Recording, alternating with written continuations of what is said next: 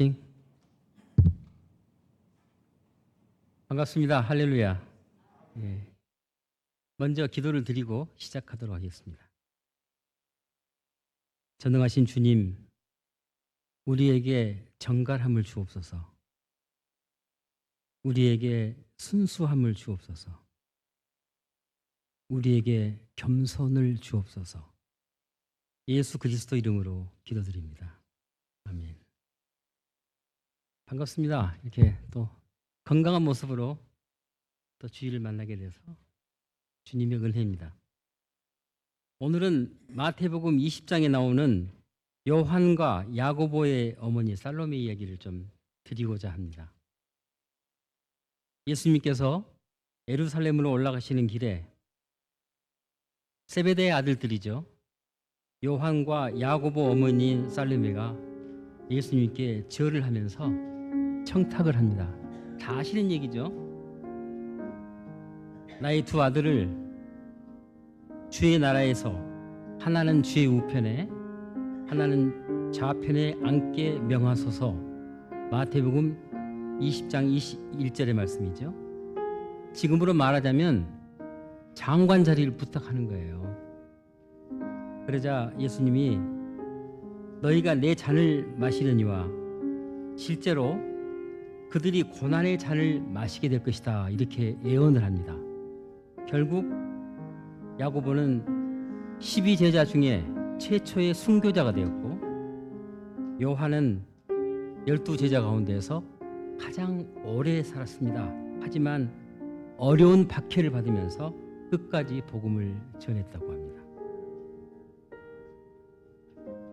살로메는 두 아들을 천국의 가장 높은 자리를 요구했지만 하늘나라에서는 가장 높은 사람이 세상에서는 가장 낮은 사람이라고 역설적인 진리를 가르쳐주고 있는 이야기입니다.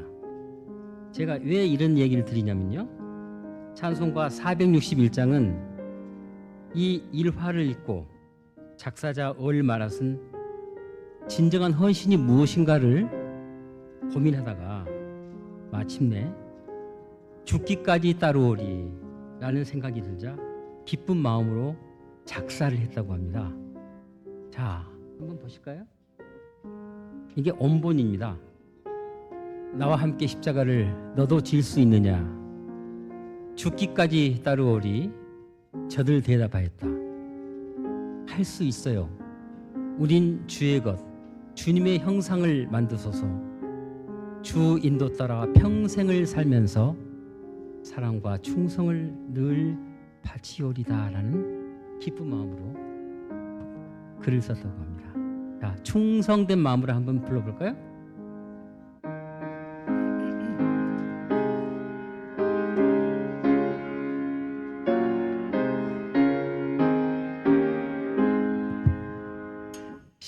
십자가를 질 수 있나 주가 물어보실 때 죽기까지 따르오리.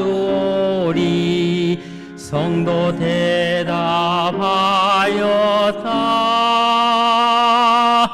우리의 심령 주의 것이니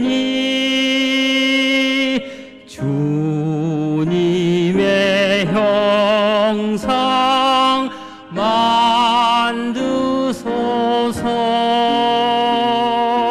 주 인도 따라 살아갈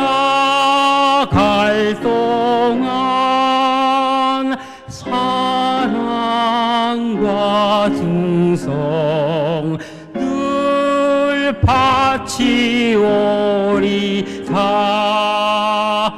너는 기억하고 있나 구원받은 강도를.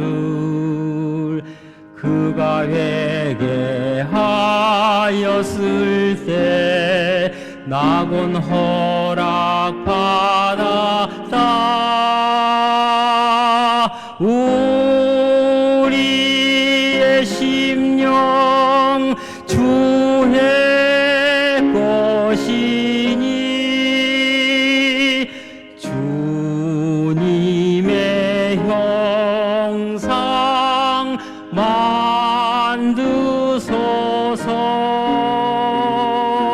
주 인도 따라 살아갈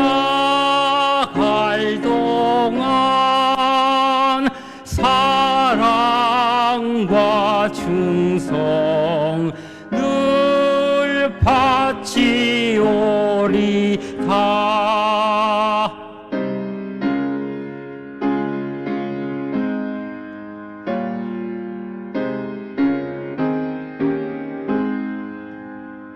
걱정 근심 어두운 그늘 너를 둘러 덮을 때 주께 내가 맡기겠나.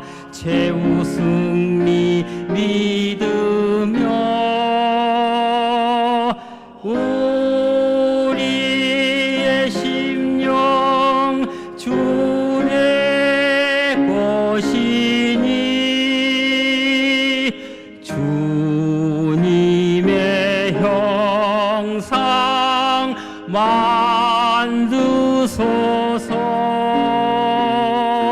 주 인도 따라 살아갈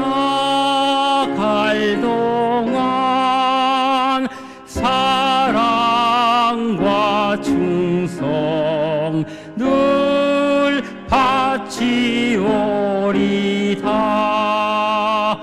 이런 일 다 할 수 있나. 주가 보실 때 용감한 자 바울처럼 선뜻 대답하여라.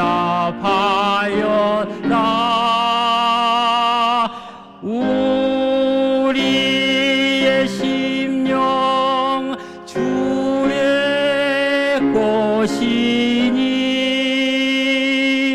주님의 형상 만드소서. 주 인도 따라 살아갈 동안 사랑과 충성 늘 바치오리다.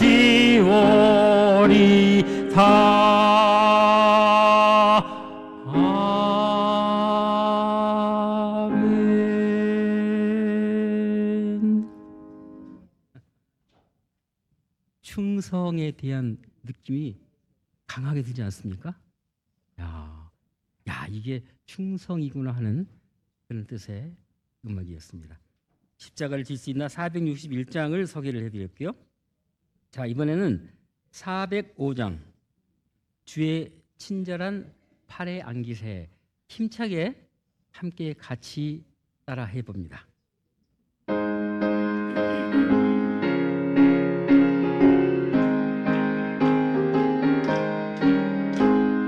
주의 친절한 팔의 안기세 우리 마음이 평안하리니 항상 기쁘고 복이 되겠네. 영원하신 팔의 안기세 주의 팔에 그 크신 팔의 안기세 주의 팔에 영원하신 팔의 안기세.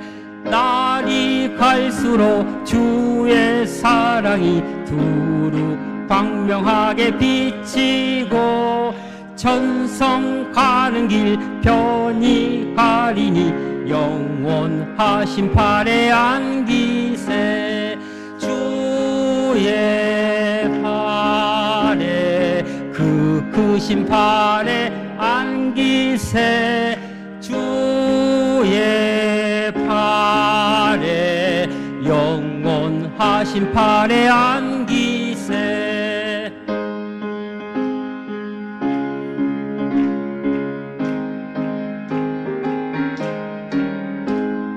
주의 보좌로 나아갈 때에 기쁜 찬미 소리 외치고 겁과 두려움 없어지리니 영원하신 팔에 안기세 주의 팔에 영원하신 팔에 안기세 주의 팔에 영원하신 팔에 안기세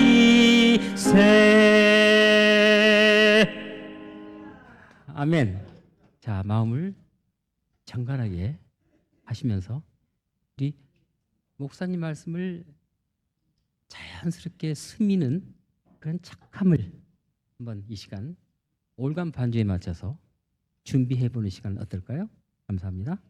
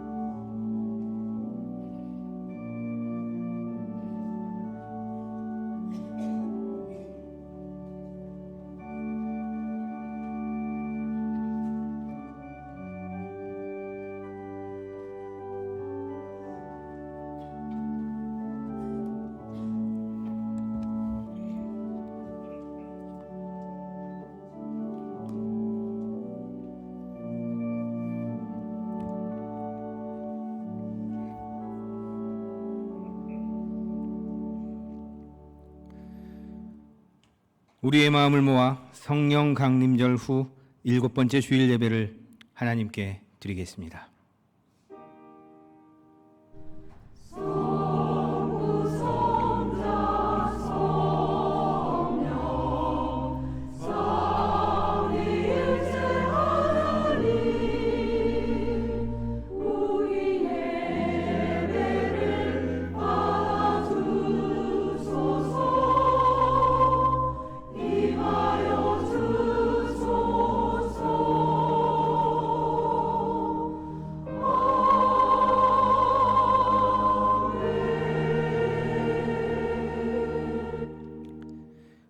만민들아, 우리 하나님을 송축하며 그의 찬양 소리를 들리게 할지어다.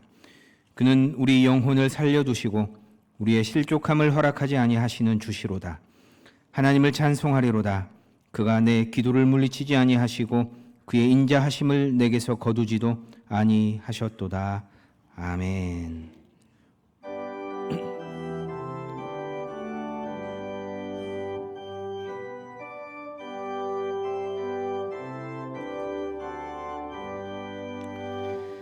전능왕 오셔서 주 이름 찬송케 하옵소서. 영광과 권능의 선부여 오셔서 우리를 다스려 주옵소서. 강세한 성자여 오셔서 기도를 들으소서. 택하신 백성들 복 내려주시고 거룩한 마음을 주옵소서.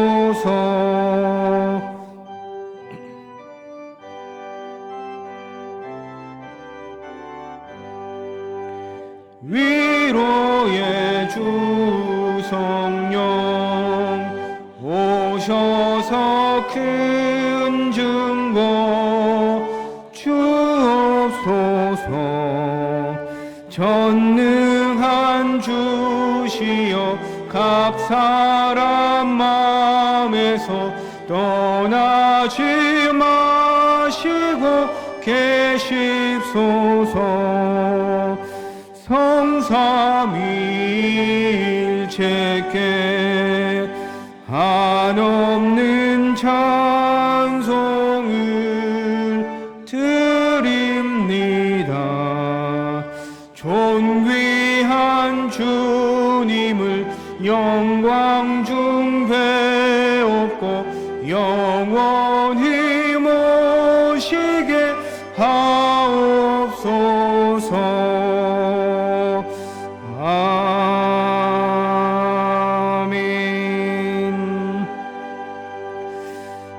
다 함께 신앙 고백하심으로 우리의 신앙을 한 목소리로 하나님께 고백하시겠습니다. 나는 전능하신 아버지 하나님, 천지의 창조주를 믿습니다. 나는 그의 유일하신 아들 우리 주 예수 그리스도를 믿습니다. 그는 성령으로 잉태되어 동정녀 마리아에게서 나시고 본디오 빌라도에게 고난을 받아 십자가에 못 박혀 죽으시고 장사된 지 사흘 만에 죽은 자 가운데서 다시 살아나셨으며 하늘에 오르시어 전능하신 아버지 하나님 우편에 앉아 계시다가 거기로부터 살아있는 자와 죽은 자를 심판하러 오십니다.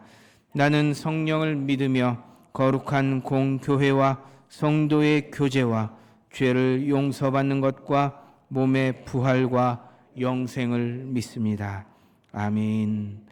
성시교독 70문입니다. 성시교독 70문입니다. 내가 붙드는 나의 종, 내 마음에 기뻐하는 자, 곧 내가 택한 사람을 보라.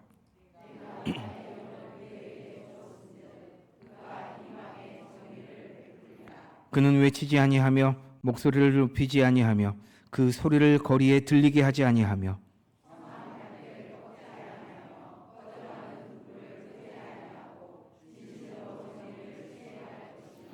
그는 쇠하지 아니하며 낙담하지 아니하고 세상에 정의를 세우기에 이르리니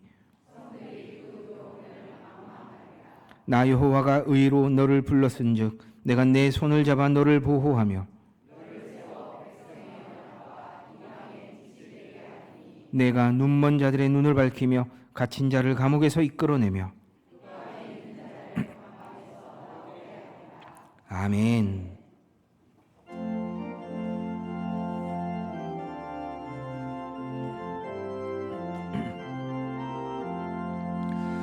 거룩하신 주 하나님 모든 영광 받으소서. 주의 자녀 함께 모여 경배 찬송 드립니다. 전능하사 천지 만물 창조하신 하나님 찬양하며 드리오니 우리 예배 받으소서.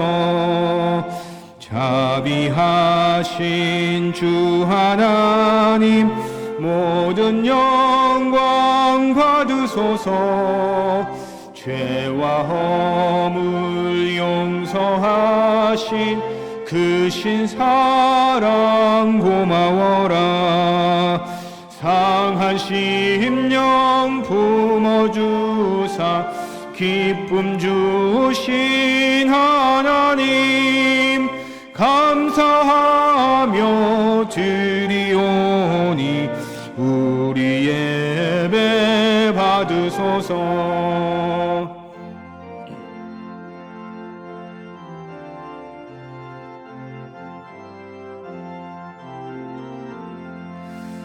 은혜로우신 주 하나님 모든 영광 받으소서. 불기둥과 구름기둥 인도하심 놀라워라. 근심 걱정 슬픔에도 함께 하신 하나님 마음 모아 드리오니 우리 예배 받으소서.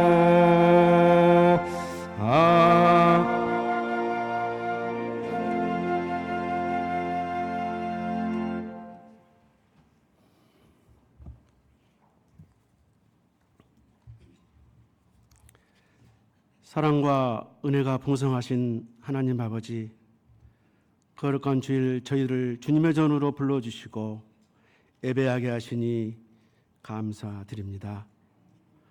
지난 한 주간도 주님의 보호하심과 인도하심 속에 살아가게 하시고 오늘 새로운 날을 허락하여 하나님께 예배드릴 수 있도록 은혜를 베풀어 주심도 감사드립니다. 사랑의 주님, 이 시간 저희의 마음을 새롭게 하시고 세상의 염려와 걱정을 내려놓게 하시며 오직 하나님께만 집중하는 예배가 되게 하시고 이 예배를 온전히 주님 받아 주시옵소서.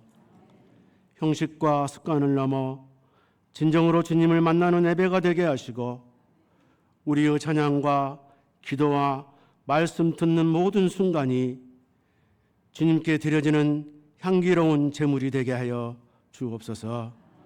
아버지 하나님, 무더운 여름철을 지나는 동안에도 우리의 믿음이 식지 않게 하시고 더욱 뜨겁게 주님을 사랑하며 말씀과 기도로 승리하는 삶을 살아가게 하옵소서. 특별히 교회학교 여름 성경학교와 수련회 다음 세대의 모든 사역위에 함께 하시어 어린이와 청소년들이 예수 그리스도를 인격적으로 만나고 믿음 안에서 든든히 세워지는 귀한 시간들이 되게 하여 주옵소서. 더불어 섬기는 모든 교사와 봉사자들에게 새 힘과 지혜를 더하여 주옵소서. 사랑의 주님, 뜻이 있어 이곳에 광림교회를 세워주셨습니다. 하나님께서 맡기신 사명을 잘 감당하게 하시고 복음을 전하는 교회, 사랑을 실천하는 교회, 지역사회를 섬기는 교회가 되게 하옵소서. 담임 목사님께 성령의 충만함과 영육간의 강건함을 허락하시고 선포되는 말씀이 능력이 되어 모든 성도들의 심령을 변화시켜 주옵소서. 치유와 위로의 하나님, 병상에서 회복을 기다리는 성도들에게 치유의 손길을 베풀어 주시고 관계의 상처로 마음이 닫혀 있는 이들에게 주님의 사랑으로 회복의 은혜를 허락하여 주옵소서. 연약한 자에게는 새 힘을 주시고 낙심한 자에게는 소망을, 외로운 자에게는 함께하는 주님의 사랑을 경험케 하게 하옵소서.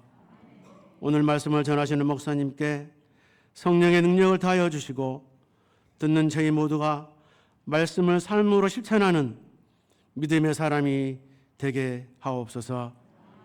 오늘 드리는 예배를 주님 기쁘게 받아주시고 찬양과 기도와 말씀 가운데 임재하여 주옵소서. 주님 예배를 위해 섬기는 귀한 손길들을 주님께서 기억하여 주시고 아름다운 헌신 위에 축복으로 가득 채워 주옵소서. 이 모든 말씀 예수님 이름으로 기도드립니다. 아멘.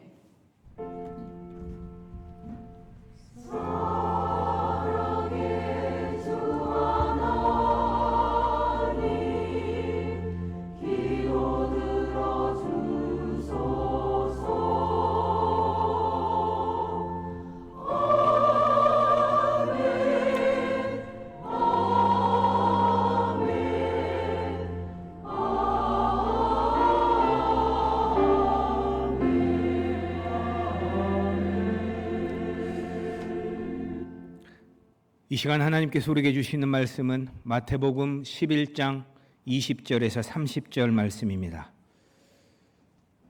신약 18면에 있습니다. 마태복음 11장 20절에서 30절 말씀입니다. 이는 하나님의 말씀입니다. 예수께서 권능을 가장 많이 행하신 고울들이 회개하지 아니하므로 그때에 책망하시되 화 있을진저 고라시나 화 있을진저 벳세다야 너희에게 행한 모든 권능을 두로와 시돈에서 행하였더라면 그들이 벌써 베옷을 입고 제에 앉아 회개하였으리라. 내가 너희에게 이르노니 심판날에 두로와 시돈이 너희보다 견디기 쉬우리라. 가버나움아 내가 하늘에까지 높아지겠느냐 음부에까지 낮아지리라. 내게 행한 모든 권능을 소돔에서 행하였더라면 그 성이 오늘까지 있었으리라. 내가 너희에게 이르노니 심판날에 소돔 땅이 너보다 견디기 쉬우리라 하시니라. 그때 예수께서 대답하여 이르시되 천지의 주제이신 아버지여 이것을 지혜롭고 슬기 있는 자들에게는 숨기시고 어린아이들에게는 나타내심을 감사하나이다. 옳소이다. 이렇게 된 것이 아버지의 뜻이니이다.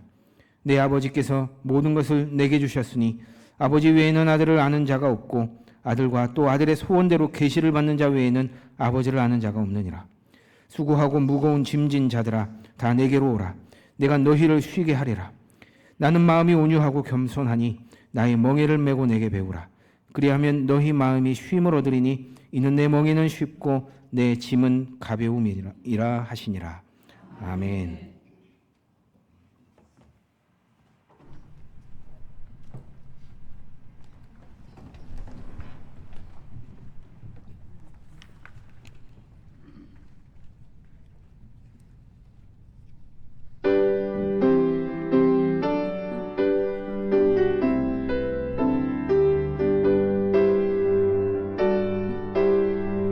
주 찬양 할렐루야.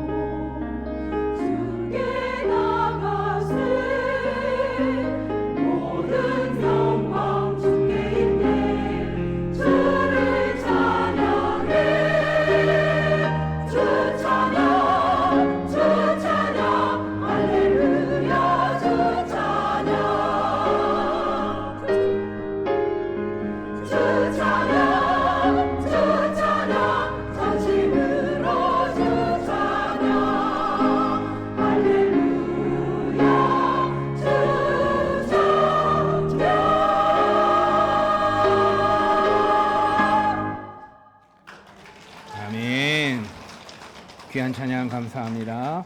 네. 아들만 셋인 친구가 있습니다.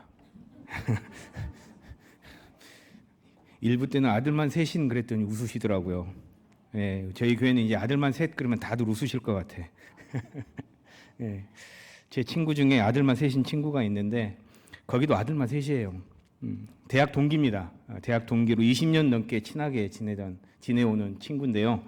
몇 년 전에 목사가 됐습니다. 몇 년 전에 목사가 돼서 지금 아이국에서 선교사로 지금 사역을 하고 있어요. 근데 아들들 이름이 일한이, 익한이, 리한이 그래요. 근데 아빠 성이 유씨예요. 그래서 유익하고 유일하고 유리한 그런 아들들이라고 합니다. 이름이 기억이 남죠. 지금 아이국에서 선교사로 있는데 제가 저기 교회 홈페이지 자유 게시판에 선교 편지를 계속 보내옵니다. 일정 기간에 한 번씩 이렇게 보내오는데 그 유태선 선교사라고 그 순회보 해가지고 이제 편지를 보내오니까 혹시 관심 있으신 분들은 함께 들어가셔서 보시고 기도해 주시기를 부탁드립니다. 원래 그 대학 저기 선교단체에서 선교사로 오랫동안 시국에 가가지고 이렇게 시국의 대학생들을 중심으로 해서 이게 중어중문과를 나와가지고 중국어를 잘하거든요. 그래서 시국에 가서 그렇게 오랫동안 하다가 한계가 와가지고 야, 나 저 신학을 해서 목사가 돼야 되겠다. 그래서 저한테 와서 얘기를 하길래 잘 생각했다. 그래서 한국 들어와서 3년간 공부하고 목사 안수 받아서 교회 파송으로 이제 아이국으로 가게 된 거예요. 그래서 똑같이 이제 대학생들 중심으로 해서 그 대학생들에 대한 마음이 큰가 봐요. 그래서 그렇게 선교를 하고 있는데 얼마 전에 한국에 들어왔어요. 그래서 함께 이제 이런저런 얘기를 나누는데요. 아무래도 두 삼형제 아빠잖아요. 그러니까 육아 이야기가 주를 이루는 거예요. 목사 둘이 앉아서 사형 얘기는 안 하고 그 얘기만 했습니다. 근데 친구가 그러더라고요. 삼형제 키우기가 정말 힘들대요. 그러면서 하는 얘기가 얼마 전에 애들 보다가 갈비뼈가 부러졌대요. 이거는 뭔 일이냐 그랬더니 글쎄 애가 2층 침대에서 놀다가 아빠 배 위로 뛰어내려 버렸대요.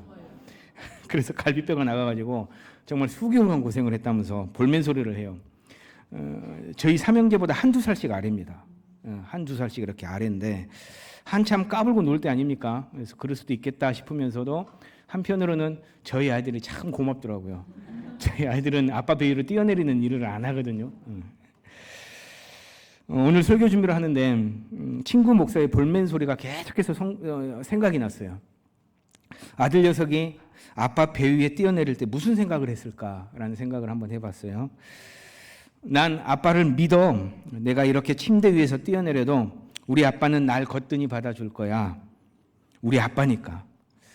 좀 철없는 생각이고 좀 어린 생각이지만 아빠를 믿기 때문에 그렇게 뛰어내리지 않았을까라는 생각을 해본 거죠. 갈비뼈가 부러졌다고 해서 아빠가 돼서 야단을 할 수가 없겠더랍니다. 이 친구가 굉장히 유한 친구예요. 이제 사진 보시면 알 텐데 굉장히 유하게 생겼어요. 사람이 선하고 착하고 화를 내는 걸 내가 못 봤어요. 그런 친구라 뭐 아이들한테 그렇게 뭐 아빠 배 위에 뛰어내렸다고 갈비뼈 부러졌다고 뭐 이렇게 야단할 수도 없고 그렇다고 해서 뭐 경찰에 고발할 수도 없는 거 아닙니까? 아빠니까 아빠라는 든든한 사실 그 하나만 믿고 뛰어내린 내 자식이니까 갈비뼈가 부러지는 아픔도 참아내고 다시 아들 녀석을 안을 수 있는 것 아니겠습니까? 오늘 본문에도 그런 진한 아비의 마음이 전해지는 구절이 있습니다. 우리 주님 말씀하셔요. 수고하고 무거운 짐진 자들아 다 내게로 오라. 그렇게 당신께로 오는 이들을 받아주신 우리 주님은요. 갈비뼈 하나만 부러지신 게 아니에요. 우리 주님 우리를 받으시면서 당신의 온몸이 부서지셨어요. 손과 발에 못이 박히셨고 창과 가시에 온 몸이 찔리셨습니다. 채찍에 찢기셨어요. 그렇게 십자가에서 온몸으로 우리를 받아내신 주님께서 지금 이 시간 다 내게로 오라고 초청을 하고 계시는 것입니다. 오늘 이 시간 예수님의 간절한 이 초청의 말씀을 통해서 주시는 하나님의 음성에 함께 귀 기울이고자 합니다. 먼저 20절입니다. 예수께서 권능을 가장 많이 행하신 고울들이 회개하지 아니하므로 그때에 책망하시되. 다 내게로 오라 하시는 예수님의 이 초청의 말씀은요. 방금 읽은 예수님의 화 선포로부터 시작이 됩니다. 특히 예수님은 고라신과 벳세다, 가버나움이라는 특정한 지역을 이렇게 언급하시면서 지목하시면서 화를 선포하시는데요. 방금 읽은 구절에서처럼 그곳은요, 예수님께서 특별히 더 많은 기적들을 행하신 곳입니다. 가버나움은요, 복음서를 보면 가버나움에서는 백부장의 하인과 또 지붕을 뚫고 내려온 중풍병자, 또 열병으로 죽어가는 베드로의 장모, 그리고 왕의 신하의 아들도 고치셨어요. 혈루증 여인도 고치셨어요. 그리고 회당장 야이로의 죽은 딸도 살리시기까지 했어요. 벳세다에서는 오병이어 기적을 일으키셨고, 그 다음에 앞을 보지 못하는 일을 보게 하셨어요. 이런 기적들을 일으키셨다는 거예요. 고라신에 대해서는 복음서에 구체적인 사건은 없지만 아마도 다 기록하지 못한 어떤 그런 많은 사건들 속에 있었을 것으로 보여집니다. 예수님은 이러한 지역을 언급하시면서 화를 선포하는 거예요. 당시 사회 문화에서는요, 말로 화를 선포하는 행위는 실제로 파괴하는 것보다 더 큰 힘이 있다라고 여겨졌어요. 그러니까 우리나라 문화하고는 조금 다르죠. 우리나라는 그냥 말로 이렇게 하는 것은 그저 말인 것 뿐이니까 그걸 넘겨버릴 수 있는데, 그때 당시 그곳 문화는 그렇지 않다는 거예요. 실제로 가서 부숴버리는 것보다, 실제로 가서 파괴해버리는 것보다 말로 화를 선포하는 게 굉장히 파급력이 있고 힘이 있다라고 여겼어요. 그러니까 예수님께서 지금 각각의 지역 가운데 화를 선포하신다는 것은 뭐냐 하면, 단순히 화를 내시는 것 이상의 굉장한 파괴력이 있는 선포임을 우리가 알아야 된다는 거예요. 모든 감정을 다 쏟아내시면서 지금 예수님 그들을 향해서 책망하고 계시다라는 겁니다. 그러면 왜 그렇게 하시는 걸까요? 자, 21절입니다. 화 있을진저 고라시나 화 있을진저 벳세다야, 너희에게 행한 모든 권능을 두로와 시돈에서 행하였더라면 그들이 벌써 베옷을 입고 재에 앉아 회개하였으리라. 이어서 23절입니다. 가버나움아, 내가 하늘에까지 높아지겠느냐? 음부에까지 낮아지리라. 내게 행한 모든 권능을 소돔에서 행하였더라면 그 성이 오늘까지 있었으리라. 예수님께서 베푸셨던 그 권능을 보고서도 그들은 회개하지 않았다는 거예요. 예수님 전하셨던 하나님 나라의 복음을 듣고서도 그들은 돌아서지 않았고 오히려 교만과 자만으로 일관했다라는 겁니다. 그런데 각각의 지역을 좀 가만히 살펴보면요, 이들이 그럴 수밖에 없었음을 알 수 있게 되는데, 가버나움은요, 당시 상업 지역이 굉장히 발달해 있었던 곳이었습니다. 그러니까 당연히 뭐가 집중될 수밖에 없어요? 부가 집중될 수밖에 없어요. 자, 그 부를 따라서 뭐가 또 함께 따라옵니까? 권력도 따라오게 되는 거예요. 그러니까 무엇 하나 부족할 것 없는 삶을 누리던 지역이 바로 그 가버나움이라는 지역이었다는 거예요. 때문에 일개 랍비처럼 보이는 젊은 청년 예수의 말에 어느 누구 하나 귀를 기울이지 않는 거예요. 벳세다는요, 어촌마을입니다. 그런데 그저 가난한 그런 어촌마을이 아니에요. 이 지역은요, 헐몬산에서 흘러내려오는 수많은 부유물들이 요단강을 따라서 갈릴리 바다로 흘러 들어오는 지역이었어요. 그러니까 그 수많은 부유물들이 여기에 모이게 되는 거예요. 벳세다 지역이라는 곳에. 그러니까 뭐가 많을 수밖에 없어요. 먹을 게 많으니까 물고기가 많을 수밖에 없는 거예요. 그러니까 이 지역 어부들은요, 어업을 통해서 굉장히 많은 부를 축적했습니다. 더군다나 로마로부터 지속적으로 물고기를 잡을 수 있는 권리까지도 이 지역이 가지고 있었어요. 그러니까 그들 가운데 교만과 자만이 다른 지역보다는 그래도 쉽게 자리 잡을 수 있게 되는 거예요. 고라신은 미시나라는 자료에 따르면 지정학적 위치 때문에요, 이스라엘에서 가장 먼저 보리를 생산해낼 수 있는 지역이었다라고 전해집니다. 가장 먼저 보리를 이렇게 수확하게 되니까 초실절, 처음 맺는 열매를 기념하면서 처음 열매를 드리는 그런 절기인 초실절에 어디 지역 보리를 가지고 오겠어요? 이 지역 고라신에서 나오는 보리를 가져올 확률이 더 큰 거예요. 그러니까 아마도 이걸 통해서 부를 축적하지 않았을까라는 생각들을 해보는 것이죠. 당연히 그들 가운데 교만과 자만이 다른 지역들보다는 조금 더 쉽게 자리 잡을 수 있을 가능성이 있는 겁니다. 그들의 부와 교만 그리고 자만이 그들의 눈과 귀를 막아버린 것도 있지만요, 여러분, 중요한 건 뭐냐 하면 그들의 영적 교만이 더 큰 문제였다는 겁니다.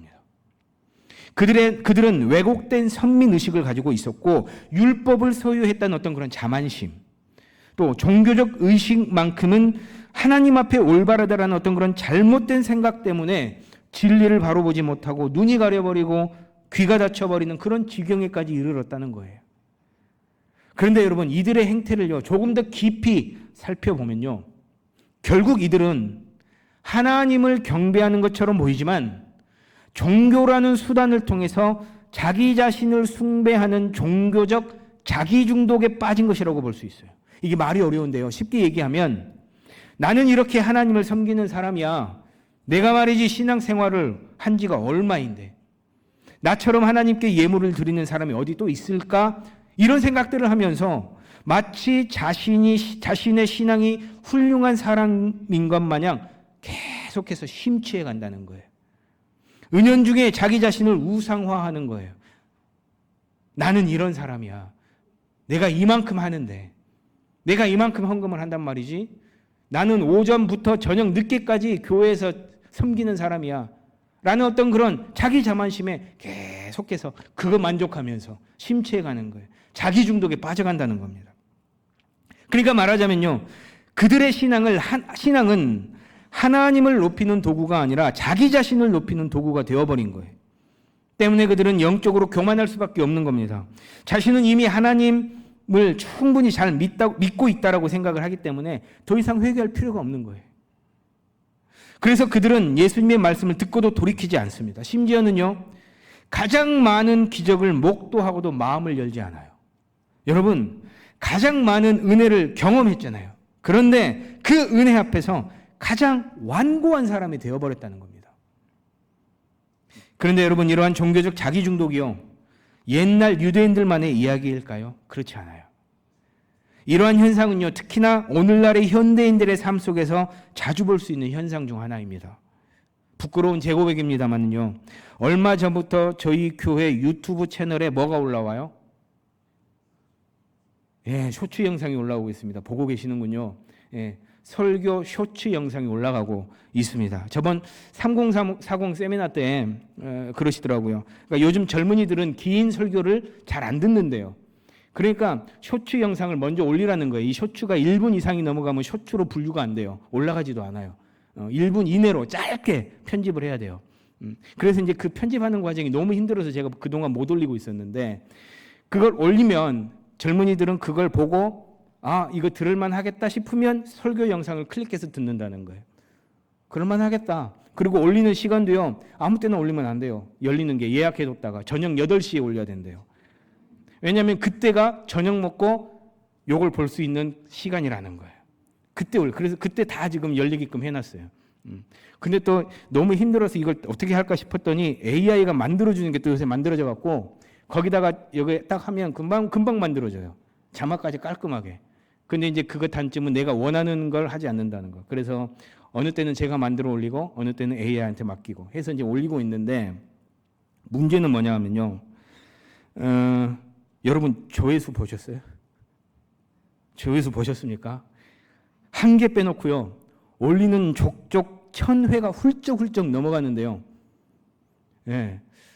제가 오늘 방금 올라오기 전에 방금 제가 확인했을 때 1700회까지 올라갔었던 거예요. 야, 어라? 이게 되네 싶은 거예요. 그러면서 순간 어떤 마음이 딱 드냐면요, 내가 설교를 잘하나? 라는 생각이 슬쩍 스미는 거 있죠. 그러면서 그때부터 이제 올려놓고 뭘 볼까요? 조회수만 보는 거예요. 자다가 새벽에 2시에 번쩍 깨면 핸드폰 열어서 조회수가 얼마나 올라갔나. 8시에 열렸는데 6시간 만에 1000회가 올랐다. 그러면 또 계산이 되는 거야. 내일 아침에는 2000회쯤 되겠지. 근데 아침에 일어나서 보면 1000 뭐 얼마밖에 안 됐어. 그러면 또 실망하고. 처음에는요, 여러분, 한 분이라도 더 듣게 하고 한 분이라도 더 보게 하고, 그래서 교회로 인도하고픈 순수한 마음으로 시작을 했더랬어요. 그런데 어느 순간 조회수로요, 제 존재를 증명받고 싶어하는 모습을 보게 된 거예요. 당황스러웠어요. 깜짝 놀랐어요. 이게 계속 가면 안 되겠구나. 계속 여기에 내가 매여버리면 어느 순간 내가 어떻게 될지 나도 모르겠다 싶어서 올리기는 올리되 조회수는 안 봐요. 안 봐야 되겠더라고. 네. 그래서 방금 올라오기 직전에만 제가 본 거예요. 설교를 해야 되니까. 설교를 해야 되니까. 그렇습니다. 여러분, 영혼을 살리겠다는 이러한 거룩한 도구마저도요, 순식간에 나 자신에게 심취하고 나를 우상화하려는 종교적 자기 중독의 도구로 변질될 수 있다는 겁니다. 본질인 예수 그리스도의 복음은 온데간데 없이 사라져버리고요, 오로지 천이라는 조회수만 붙들고서 흐뭇해하고 이만하면 되었다라는 교만과 자만이 은근슬쩍 스며들게 된다는 거예요. 바로 이게 벳세다와 가버나움 그리고 고라신의 모습이었던 것입니다. 여러분, 이게 죄의 시작입니다. 죄는 이렇게 시작이 되는 거예요. 나에게 하나님은 더 이상 목적이 아니에요. 나를 드러내는 수단이 되어버립니다. 하나님을 예배한다고는 하지만 사실은 하나님을 통해 나 자신을 높이고 있는 거예요. 하나님을 사랑한다라고 말하는데 어느새 하나님보다 하나님을 잘 믿는 나를 더 사랑하게 되는 거예요. 이러한 모습이 하나님과의 관계가 깨어진 모습입니다. 이게 죄인 거예요. 때문에 이러한 일들이 계속되면요, 어떤 일들이 있는 줄 아세요? 늘 자신을 증명해내야 하는 사람이 되어버리는 거예요. 더 인정받아야 하고요, 더 잘해야 하고요, 더 많은 결과를 내야 하고요, 더 많은 사람들에게 박수를 받아야 하는 거예요. 그러다가 여러분 어떻게 되냐면 지쳐버리는 겁니다. 그러다 지치는 거예요. 영적인 번아웃 상태가 되어버리는 겁니다. 죄 때문에 지쳐버리는 거예요. 자기 힘으로 살다가 지쳐버리는 거예요. 자기 의의를 붙들다가 지쳐버리는 겁니다. 해서 여러분 누가 필요한 거예요? 예수 그리스도가 필요한 겁니다. 25절입니다. 그때 예수께서 대답하여 이르시되 천지의 주제이신 아버지여, 이것을 지혜롭고 슬기 있는 자들에게는 숨기시고 어린 아이들에게는 나타내심을 감사하나이다. 영적인 자기 중독에 빠져 회개하지 않는 이들, 교만과 자만으로 일관하며 완고하게 복음을 거부했던 이들에게 화를 선포하신 우리 예수님께서는요, 어떤 이에게는 숨기시고 어떤 이에게는 나타내셨던 하나님께 감사를 드리는 기도를 하고 있습니다. 방금 읽은 9절에서 이것을 이라고 말씀하셨는데 이게 뭐냐 하면 복음서를 통해 보여주셨던 예수님의 가르침과 사역, 곧 복음을 의미합니다. 그러니까 그 복음, 복된 소식을 지혜롭고 슬기로운 자들에게는 숨기셨다라고 말씀하고 있어요. 오히려 그들에게는 나타내시는 게 맞지 않나요? 근데 예수님께서는 그들에게 숨기신 것을 하나님께 감사하면서 기도하고 계신다는 거예요. 슬기롭고 지혜로운 자는 누구일까요? 본문의 맥락을 통해서 살펴보자면 이들은요, 스스로 지혜롭다고 여기는 이들, 스스로 슬기롭다고 여기는 이들을 말합니다. 그러니까 앞서 이야기한 자기의에 충만한 사람들, 영적 교만과 자만에 빠진 이들, 자신들은 누구보다도 신앙이 올바른 자들이기 때문에 회개할 필요가 없다라고 자신하는 이들을 말하는 거예요. 자기들은 스스로 지혜롭고 슬기롭다라고 말하지만 실상은 뭡니까? 눈이 감겨버렸다는 거예요. 실상은 뭐예요? 귀가 닫혀버렸다는 거예요. 완고한 자들인 겁니다. 하나님께서 그들에게 복음의 비밀을 숨기시는 거예요. 워낙 완고하니까 아예 하나님께서 깨닫지 못하도록 보지 못하게 하시고 듣지 못하게 하셔버리는 거예요. 네. 이 얼마나 무서운 심판의 말씀입니까? 그런데 반면에 어린 아이들에게는 뭐 하셨다는 거예요? 나타내셨다는 거예요. 복음의 비밀을 그들에게는 밝히 보이셨다는 건데요. 무슨 말입니까? 아이들과 같은 순수한 마음을 가진 이들, 자신의 힘으로는 할 수 없다는 것을 인정하고 누구에게 달려가요? 아이들은 부모에게 달려가는 거거든요. 부모가 할 수 있다라는 거예요. 그래서 부모에게 가지 않습니까? 이러한 아이들처럼 나는 할 수 없습니다 라면서 주님께로 달려가는 어린아이와 같은 이들에게 하나님께서는 복음의 비밀을 나타내셨다는 거예요. 볼 때 깨닫게 해주신다는 거예요. 들을 때 깨닫게 해주신다는 거예요. 알게 해주신다는 거예요. 믿게 해주신다는 거예요. 그런데 여러분, 앞서 잠깐 언급했듯이 여기서의 어린아이는요, 문자 그대로 나이가 어린아이들을 말하는 게 아닙니다. 하나님 앞에서 자기 한계를 인정하는 사람, 자기 힘으로는 안 된다는 사실을 깨닫고 인정하는 사람, 자기 의로는 하나님 앞에 도저히 설 수 없다라는 것을 아는 사람. 다시 말하자면 회개하는 사람인 겁니다. 회개의 자리로 나와 엎드리는 사람들을 얘기를 하는 거예요. 우리가 앞서 살핀 단락에서는 회개하지 않는 사람들이 등장을 했었잖아요. 자신은 충분히 괜찮다고 생각하는 사람들이었어요. 그런데 이제 우리 주님은 그들과는 전혀 다른 사람들을 말씀하시는 겁니다. 주님, 나는 아닙니다. 주님, 나는 할 수 있는 게 아무것도 없습니다. 주님, 나는 주님이 아니 되면 안 됩니다. 해서 나는 주님께 나아갑니다. 해서 나는 주님께 엎드립니다. 그렇게 하나님 앞에서 자신을 낮추는 사람을 말씀하고 계시는 거예요. 그런데 여러분, 이것으로 끝이 나는 게 아니라는 거예요. 자신의 한계를 인정한다고 해서 그것만으로는 하나님께 나아갈 수 없다는 겁니다. 회개한다고 해서 그것만으로 하나님을 알 수 있는 것이 아니라는 거예요. 왜냐하면요, 죄로 인해 깨어진 하나님과의 관계는 우리의 힘으로는 결코 회복할 수 없기 때문에 그렇습니다. 그래서 예수님께서는 27절에서 아주 중요한 말씀을 하고 계시는 거예요. 27절입니다. 내 아버지께서 모든 것을 내게 주셨으니 아버지 외에는 아들을 아는 자가 없고 아들과 또 아들의 소원대로 계시를 받는 자 외에는 아버지를 아는 자가 없느니라. 이 말씀은 뭐냐 하면 예수님께서 자신이 누구인지를 선언하시는 말씀이에요. 말이 어렵죠? 쉽게 얘기하면 뭐냐 하면 예수님만이 누구를 안다는 거예요. 하나님을 온전히 아신다는 거예요. 그래서 하나님을 온전히 아시기 때문에 예수님만이 누구를 나타내실 수 있는 거예요? 하나님을 나타내실 수 있는 거예요. 예수님을 바로 알고 온전히 알고 완전히 아는 분은 예수님밖에 없습니다. 우리는 알 수 없어요. 부분만 아는 거예요. 부분만. 우리는 하나님의 피조물로서 부분만 아는 거예요. 신학이라는 학문이 하나님에 대한 학문 아닙니까? 하나님을 알아보겠다고 연구한 학문이 바로 신학이라는 학문인데 이게 굉장히 방대합니다. 죽을 때까지 공부해도 다 공부하지 못하는 게 신학이라는 학문이에요. 굉장히 방대해요. 근데 왜 방대할까요? 왜 이렇게 많은 연구들이 있을까요? 하나님에 대해서 알 수 없기 때문에 많은 거예요. 알면 간단하게 딱 한마디로 정의할 수 있잖아요. 정확히 알면. 근데 정확히 알지 못하기 때문에 많은 거예요. 그만큼 하나님에 대해서 아는 게 이게 불가능합니다. 우리는 부분만 아는 거예요. 그런데 예수님은 온전히 아신다는 거예요. 완전히 아신다는 거예요. 왜요? 우리 예수님이 하나님이시기 때문에. 그래서 그 예수님, 하나님을 알고 계시는 그 예수님을 통해서만이 우리는 뭐 할 수 있다는 거예요? 깨어진 관계가 회복될 수 있다는 거예요. 왜요? 하나님께서만이 그 관계를 회복하실 수 있기 때문에 그렇다는 거예요. 오직 예수 그리스도만이 길임을 바로 이 27절의 말씀을 통해서 밝히고 계시는 것입니다. 때문에 앞서 살핀 스스로 지혜롭고 슬기롭다 여기는 이들은요, 끝내 하나님을 알지 못했어요.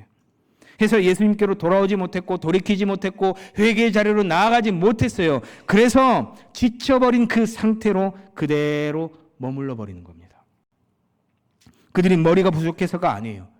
성경을 몰라서도 아니에요. 자기 자신으로 가득 차 있었기 때문에 그렇습니다. 그것이 죄인지도 모르는 채로 그들은 죽어갔던 것입니다. 그런데 반면 어린아이는요, 무언가를 많이 알아서 하나님을 만나뵌 것이 아니라는 사실입니다, 여러분. 자신이 빈손임을 인정했기 때문에, 그리고 그 비어있는 손을 예수님께 내밀었기 때문에 하나님을 알게 되고, 그 비어있는 손 안에 우리 예수님께서 뭐 해주시는 거예요? 채워주시는 거예요. 그렇게 예수님을 만나 뵈게 되는 것입니다. 자, 여러분, 이러한 제가 앞서 설명드린 흐름 속에서 이제 우리 예수님 그 유명한 말씀을 주시는 거예요. 자, 28절입니다. 우리 함께 읽습니다. 시작. 수고하고 무거운 짐진 자들아, 다 내게로 오라. 내가 너희를 쉬게 하리라. 여러분, 제가 앞서 설명드린 이러한 흐름이라면 예수님께서 말씀하신 수고하고 무거운 짐은 무엇을 말할까요? 단순히 인생이 힘들다는 이야기가 아닌 거예요. 직장이 힘들고 사업이 어렵고 건강이 좋지 않은 그런 삶의 무게만을 말씀하시는 것이 아닙니다. 그보다 더 근본적인 짐을 말씀하고 계시는 거예요. 바로 죄의 짐입니다. 우리가 앞서 살폈듯 죄는요, 하나님을 떠나게 만들어요. 하나님보다 나를 더 사랑하게 만들어요. 끊임없이 나 자신을 증명하게 만들어요. 그래서 더 인정받으려고 하고 더 성공하려고 하고 더 괜찮은 사람인 것처럼 만듭니다. 그래서 결국 죄는요, 우리를 쉬지 못하게 만들어버리는 겁니다. 때문에 죄는 그 어떠한 짐보다도 무거운 짐인 겁니다, 여러분. 그러한 삶을 살아가는 자들을 향해서 죄 때문에 지쳐버린 이들, 영적 번아웃 상태에서 길을 찾는 이들을 향해 우리 예수님 내게 오라 말씀하시는 거예요. 왜 예수님께로 오라 하시는 겁니까? 죄의 짐은 내가 벗을 수 있는 짐이 아니기 때문에 그래요. 내가 결단한다고, 내가 결심한다고 되는 게 아닙니다. 내가 의지를 불태운다고 되는 것도 아니에요, 여러분. 오직 십자가에서 그 짐을 대신 지신 우리 예수님만이 우리를 자유롭게 하실 수 있기 때문에 그렇습니다. 그래서 내게 오라는 거예요. 다 내게로 오라. 그렇다면 여러분, 수고하고 무거운 짐진 자들아 다 내게로 오라 청하시는 예수님의 이 초청은요, 세상을 향한, 믿지 않는 사람들을 향한 초청임과 동시에 우리 모두를 향한, 지금 여기 앉아 계시는 예수 그리스도를 믿고 섬기는 우리를 향한 초청의 말씀이기도 하다는 사실입니다. 예수님을 믿는다고 하면서도, 하나님을 섬긴다고 하면서도 우리는 어쩌면 무거운 짐을 지고 살아갈 수 있다는 거예요. 더 좋은 성도가 되어야 한다. 더 나은 부모가 되어야 한다. 더 반듯한 직분자가 되어야 한다. 때문에 실수하면 안 된다. 인정받아야 된다. 사람들에게 더 좋은 평가를 내가 받아야만 한다. 이러한 수많은 생각들로 나를 옥죄이면서 살아갈 수 있다는 겁니다. 그러다가 어느 순간요, 하나님을 바라보는 게 아니라요, 사람들의 시선을 의식하며 살아가게 되는 거예요. 하나님을 기쁘시게 하는 일에 정신을 쏟는 것이 아니라요, 내가 얼마나 잘하고 있는지를 더 의식하게 되는 거예요. 본질을 놓쳐버리는 겁니다. 그러다가 결국에는요, 하나님을 사랑해서 예수님이 좋고 교회가 좋아서 일을 하는 것이 아니라 나는 괜찮은 신앙인이라는 것을 증명해내기 위해서 살아가게 된다는 겁니다. 스스로 무거운 짐을 지게 되는 것이죠. 때문에 여러분, 우리 주님은 그렇게 정신없이 걸어가던 우리의 발걸음을 멈춰 세우시는 거예요. 멈춰 세우시면서 수고하고 무거운 짐진 자들아 부르시는 거예요. 잠깐 멈춰서서 뒤돌아보라는 거예요. 예수님께 시선을 고정하라는 거예요. 다시 십자가를 바라보라는 거예요. 그래서 내게로 와서 쉼을 얻으라 말씀하고 계시는 것입니다. 그래서 우리 주님은 29절의 말씀을 계속해서 이어가시죠. 29절입니다. 나는 마음이 온유하고 겸손하니 나의 멍에를 메고 내게 배우라. 그리하면 너희 마음이 쉼을 얻으리니. 내게로 와 쉬라는 예수님의 초청에 응했다면요, 이제 우리는 그것에 그치지 않고 예수님을 뭐 해야 된다는 거예요? 배워야 한다라고 말씀을 하고 계십니다. 그래야 진정한 쉼을 얻을 수 있다 말씀하시는 거예요. 방법이 뭡니까? 예수님의 온유와 겸손을 배우는 것인데요, 나의 멍에, 곧 예수님의 멍에를 메고 배우는 겁니다. 당시 예수님 시대의 멍에는요, 함께 매는 멍에였어요. 우리나라는 하나로 돼 있잖아요. 이렇게 하나로. 근데 거기는 두 개로 돼 있어요. 그러니까 소 두 마리가 함께 멍에를 메고 밭을 가는 겁니다. 그래서 대부분은요, 힘센 소가 대부분의 무게를 감당하고 어린 소가 그 곁을 따라 배우며 걸었다고 해요. 지금 예수님이 그렇게 하시겠다고 말씀하고 계시는 거예요.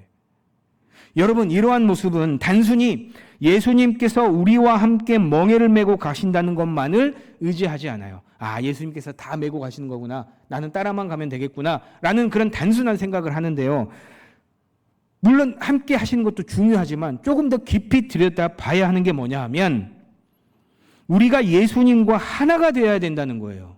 예수님은 우리와 함께 하시는데 그럼 과연 나는 예수님과 하나가 되느냐, 나는 예수님과 연합이 되어 함께 그 멍에를 메고 가느냐 하는 것을 생각해 봐야 된다는 겁니다. 그러니까 뭐예요? 예수님과의 연합을 우리의 삶 속에서 이루어내며 살아가야 한다는 거예요. 예수님의 보폭에 나의 속도를 맞춰가는 겁니다. 예수님의 생각에 나를 맞춰가는 거예요. 나의 삶의 속도를 늦춰서 한 걸음 멈춰서서 예수님 어떻게 생각하실까? 예수님 뭐라고 말씀하실까? 이 상황이라면 예수님은 어떤 생각을 하실까라는 생각들을 한 걸음 멈춰서서 배워가며 가는 거예요. 그렇게 말씀 가운데서 예수님의 마음을 배우고요, 기도 가운데서 성령님의 힘을 힘입어 삶을 살아가는 것입니다. 그렇게 내 안에 예수님의 온유와 겸손을 채워가시도록 우리의 삶을 맡겨드리는 것입니다. 여러분, 이러한 삶이 예수님의 멍에를 매는 삶인 거예요. 그저 그렇게 예수님이 나와 함께 하시니까 다 던져놓고 그냥 마냥 바라만 보고 있으라는 게 아니라는 겁니다. 배워가는 거예요. 맞춰가는 거예요. 함께 해가는 거예요. 또한 그러한 삶을 살아갈 때 우리 주님 진정한 쉼을 주신다는 겁니다. 안식을 누리게 된다라고 말씀을 하고 계시는 것이죠. 사랑하는 여러분, 말씀을 맺습니다. 친구의 아들은 아빠를 믿고 아빠 배 위로 힘껏 뛰어내렸습니다. 아빠는 갈비뼈가 부러져 극심한 고통 가운데서도 아들을 밀어내지 않았어요. 아들을 다시 품에 안았습니다. 우리 예수님은요, 그보다 더 큰 사랑으로 우리를 받으셨어요. 우리를 받으시면서 십자가라는 더 큰 아픔을 겪으셔야 했지만 죄의 짐을 지고 당신께로 달려오는 모든 이들을 그 아픈 몸으로 품어내셨습니다. 왜 이제 왔느냐 질책하지 않으셔요. 혼내지 않으셔요. 수고했다. 애썼다. 이제 내가 너를 쉬게 하겠다. 따스한 사랑의 말씀으로 우리 모두를 안겨 주십니다. 때문에 여러분, 이제는 내 힘으로 버티려 하지 마시기 바랍니다. 내 의의를 붙들려 하지 마시기 바랍니다. 우리를 온몸으로 받아내신 예수 그리스도께 나아가십시오. 그분의 멍에를 메고 그분의 온유와 겸손을 배우며 말씀과 기도로 살아갈 때 우리 주님, 우리와 멍에를 함께 하시면서 우리의 영혼이 참된 쉼, 진정한 안식을 누리게 하실 것입니다. 기도하겠습니다. 사랑하는 주님, 감사합니다. 이 시간 귀한 말씀을 주셨습니다. 수고하고 무거운 짐진 자들아 다 내게로 오라 말씀하시는 귀한 그 예수님의 초청에 응하게 하여 주시고, 아버지께서 베푸시는 진정한 쉼, 참된 안식을 누리며 살아가는 광림의 모든 성도들 되도록 주여 인도하여 주시옵소서. 감사드리며 예수님의 이름으로 기도합니다. 아멘.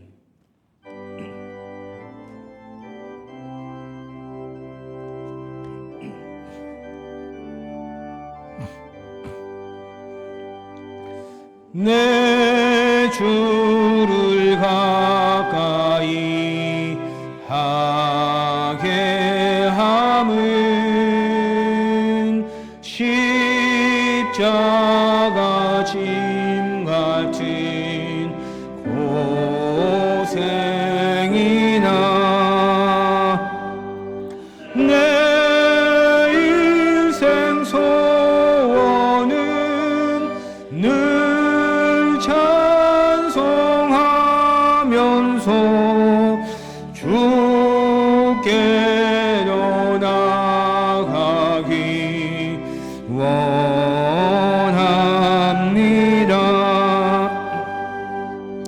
내 고생하는 것 옛 야곱이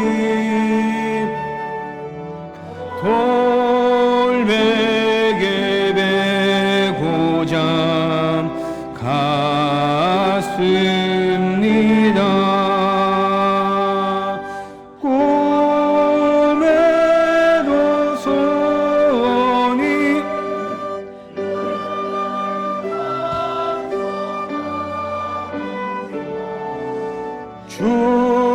주께로 나가기 원합니다.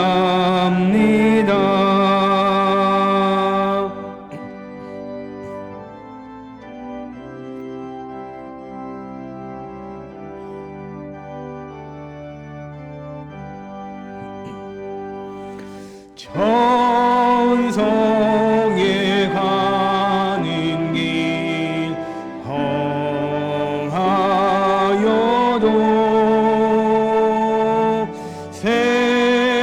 생명길 되나니 인해로다. 천사 날 부르니 늘 찬송하면서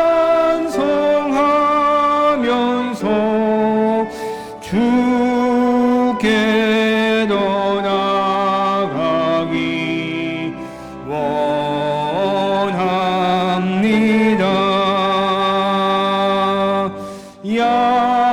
야곱이 잠깨어 일어난 후 돌단을 쌓은 것 본받아서 칠 때 되도록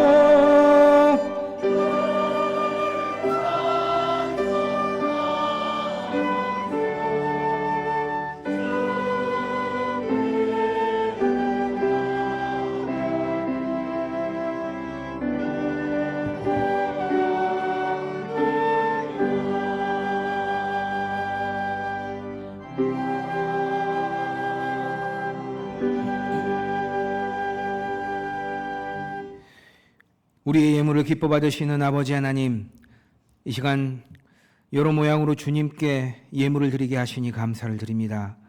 10의 1을 구별하여 드리는 예물이 있습니다. 정말 어려운 이러한 때에 또 이러한 시기 가운데 하나님 명하신 대로 주님 앞에 드리는 귀한 예물입니다. 내가 하늘 문을 열고 복을 쌓을 곳이 없도록 부어주겠다 약속하신 주님의 그 말씀 의지하여 드리오니 주님 말씀하신 대로 드리는 손길들마다 은혜 부어 주시옵소서. 감사하여 드리는 예물 또한 있습니다. 주님께서 주신 것이요 또한 주님께서 이루신 것임을 인정하고 주님 앞에 드리는 감사의 제목들입니다.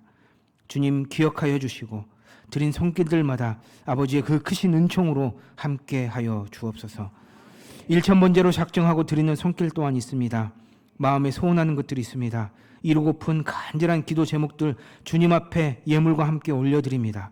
아버지 기억하여 주시고 주님의 때에 주님의 방법으로 가장 선한 것으로 가장 좋은 것으로 가득 넘치도록 채워주시고 아버지 응답하여 주시옵소서. 사랑방 예배를 함께하고 드리는 예물이 있습니다. 각각의 사랑방이 주님의 은혜로 모임이 다시 회복되게 하여 주시고 드려지는 모든 사랑방 예배 가운데 사랑이 넘치고 말씀이 넘치고 은혜가 넘치는 귀한 각각의 예배가 될 수 있도록 주님 인도하여 주시옵소서. 선교 헌금으로 드리는 예물이 있습니다. 귀한 예물입니다. 이 헌금이 지역교회를 살리고 민족을 살리고 나라를 살리는 귀한 예물 되게 하여 주시옵소서. 이 모든 예물을 아버지 하나님 앞에 올려드리오니 주님 기뻐받아 흠향하여 주옵소서. 예물의 모든 쓰임이 결코 헛되지 않게 하시고 이곳저곳 필요한 곳에 올바르게 올곧게 쓰여지게 하여 주시옵소서. 주님께 영광이 되는 귀한 예물의 쓰임 되게 하여 주시옵소서. 모든 것 감사하옵고 우리 주 예수 그리스도의 이름으로 기도하옵나이다.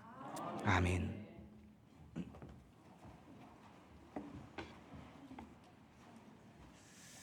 할렐루야. 예, 반갑습니다. 예, 이 시간 교회 소식 몇 가지 전해드리도록 하겠습니다. 먼저요, 우리 지난 토요일에 호남 어린이 대회 나갔던 아이들이 상을 타서 왔습니다. 3명이 나갔는데요, 2아이가 동상을 받아왔어요. 네, 한 아이는 정말 아쉽게도 근소한 차이로 상을 받지 못했어요. 너무 제가 아쉽습니다. 다 받았으면 좋았을 텐데 그래서 한 아이에게는 제가 아동부 안에서 조그만 장려상을 하나 이렇게 마련해서 해달라 하면 그렇게 제가 얘기를 드렸습니다. 이렇게 하는 이유가 많은 아이들이 앞으로도 좀 참여할 수 있게끔요. 이게 아이들에게는 굉장히 중요한 경험입니다. 사실은 앞에 나가서 서볼 수도 있는 것이고 이런 것들요 기억 안 할 것 같은데 다 애들이 기억을 하거든요. 그래서 기도 많이 해주시고 또 많이 참여할 수 있도록 해주시기를 바랍니다. 우리 아이들 앞으로 나와 주시죠.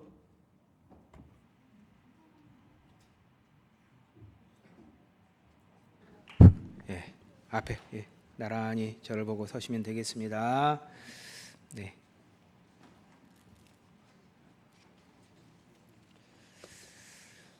자, 그리기 부분 동상을 받아왔습니다. 우리 광림교회 이아란 어린이, 위 어린이는 교회학교 아동부 호남협의회가 주최한 제35회 호남 어린이 대회에서 이와 같은 성적으로 입상하였기에 상장과 부상을 드립니다. 2026년 7월 11일 교회학교 아동부 호남협의회 회장 이규춘 장로 이렇게 해서 상장을 잘 받아요.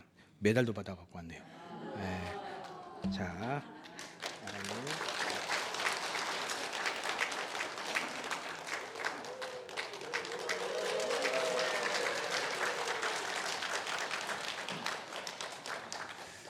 자, 상장, 동상, 글짓기 부분 우리 하주영 어린이, 위 어린이는 이하 동문, 이렇게 받아왔습니다.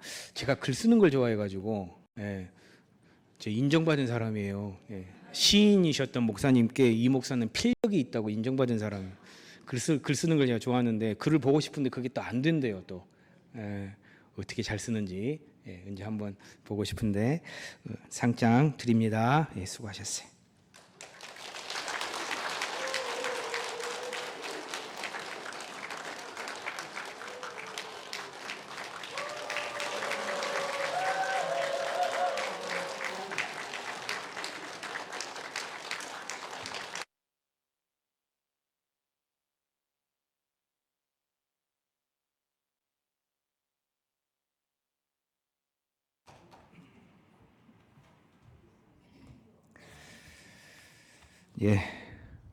감사합니다.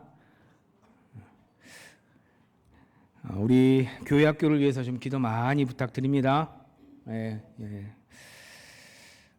여름 성경학교 일정들이 이제 쭉 이렇게 교회 주보에 실려 있는데요. 좀 기억하시고 좀 봐주시고 후원도 해주시고 또 격려도 해주시고 아이스크림도 좀 사주시고 이렇게 하셨으면 좋겠어요. 네, 부탁을 드리겠습니다. 다음 주는요. 다음 주 찬양 예배는 전도대 상반기 보고 예배로 드리도록 하겠습니다. 전도대가 부침개 전도, 콩나물 전도 등등 해서 열심히 상반기를 띄워주셨는데 또 열매도 있고 이렇게 해서 상반기 보고 예배 어떻게 전도대가 전도를 했는지 이런 것들 좀 보여드리고 또 격려하고 또 간증거리도 있어요. 그래서 그 간증도 함께 나누는 시간들을 찬양 예배 때 갖도록 하겠습니다. 기억을 해주시고 함께 해주시길 부탁드리고요. 7월 각 기관별 원래회가 오늘 2분한 예배 후에 정한 장소에서 할렐루야 찬양대 오늘 오후 1시 10분 아동부실에서 장학위원회가 다음 주 2분한 예배 후 친교실에서 있겠습니다. 우리 김승호 집사님, 김춘하 권사님 우남 자이 아파트로 이사를 하셨어요. 그래서 어제 신방을 다녀왔습니다. 축하해 주시기를 부탁드립니다. 제가 오늘 지금 이 예배 마치고 바로 서울에 좀 다녀오겠습니다. 제가 직전에 섬겼던 상도중앙교회 70주년 창립 행사가 있어요. 그래서 저를 좀 초청을 하셨네요. 예, 그래서 참 다녀오겠습니다. 안 가려고 그랬는데 자꾸 왔다 갔다 하는 게 좀 안 좋아서 안 가려고 그랬는데 또 멀기도 하고. 근데 제주도에서 올라오신대요. 하물며 광주가 안 가면 되겠습니까? 제가 개인으로 가는 게 아니라 또 광주 광림교회 이름을 걸고 가는 거기 때문에 다녀오도록 하겠습니다. 그래서 거기에 지금 상도중앙교회를 거쳐 가셨던 모든 목사님들이 다 오신대요. 담임 목사로 청빙되셨던 분들도 오시고 그래가지고 가서 인사하고 그리고 인사드리고 그리고 오도록 하겠습니다. 네, 잘 다녀올 수 있도록 기도 부탁드리고 오후 예배는 우리 고은재 전도사님이 쭉 인도를 해주실 거예요. 예, 기도 부탁드립니다. 네, 이 시간 우리 앞뒤 좌우 옆 바라보시면서 인사 나누시지요. 잘 오셨습니다. 주님의 사랑으로 사랑합니다.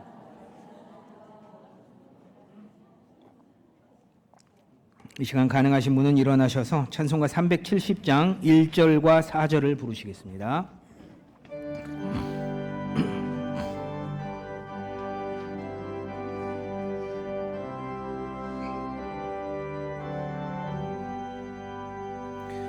주 안에 있는 나에게 딴 근심이 있으랴 십자가 밑에 나가 내 짐을 풀었네 주님을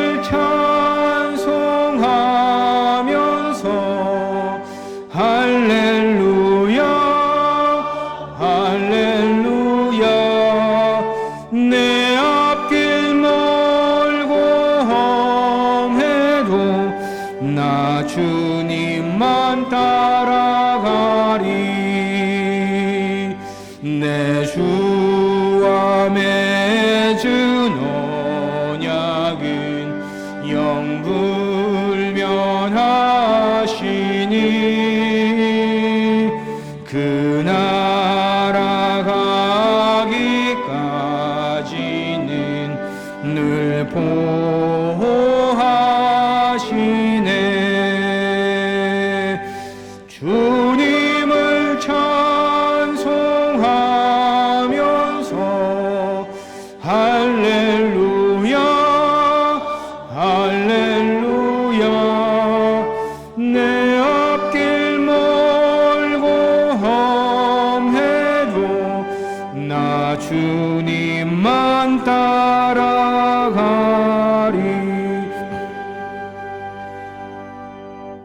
광림의 성도 여러분, 수고하고 무거운 짐진 자들아 다 내게로 오라는 예수님의 그 초청에 기쁨으로 응하십시다. 주님께서 주시는 참된 쉼과 참된 안식을 누리며 살아가는 광림의 모든 성도들 되시기를 소망합니다. 이제는 우리 주 예수 그리스도의 은혜와 아버지 하나님의 크신 사랑과 성령님의 교통하심이 이 시간 예배하는 광림의 모든 성도들 위해 이제부터 영원토록 함께 하시기를 간절히 축원하옵나이다. 아멘.